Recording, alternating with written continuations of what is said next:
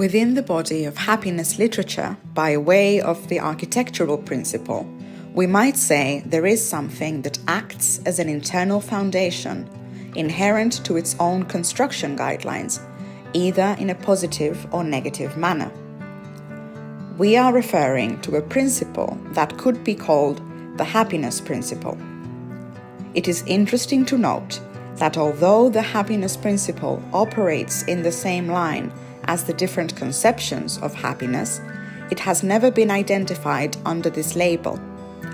Consequently, the architectural foundation by virtue of which the different types of happiness literature are grouped is placed under the label happiness principle.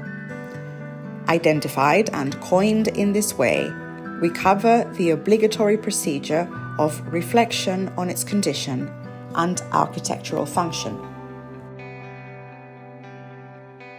We can distinguish two formulations of the happiness principle. Indeed, we might refer to a first weak formulation. The happiness principle can be understood, in this sense, as an abbreviation of the weak happiness principle. Conversely, we will single out the strong happiness principle, which we will refer to as happiness assumption. Thus, weak happiness principle and happiness assumption are the two formulations of the happiness principle. We find several versions of both the happiness principle and the happiness assumption. The canonical example of the happiness principle is formulated by Seneca in his De Vita Beata. All men, Brother Gallio, want to live happily. Equally, the happiness assumption in its canonical version is formulated in Fichte's Die Anweisung zum seligen Leben, through the phrase, life is itself happiness. The extended version of this could be, all men are happy.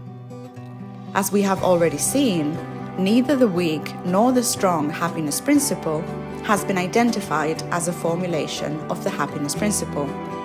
So much so that not even Nietzsche would have noticed the existence of such a principle.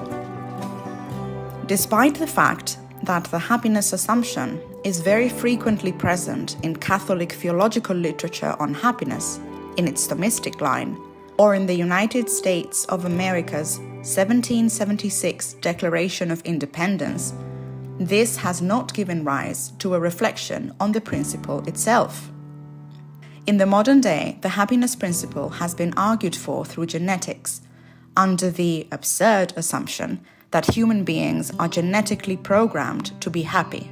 It has also been argued for through sociology and social psychology.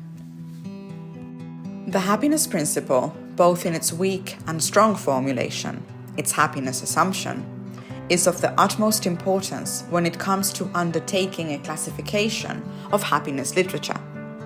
The importance lies in the fact that the happiness principle allows us to understand the relationship between happiness and man.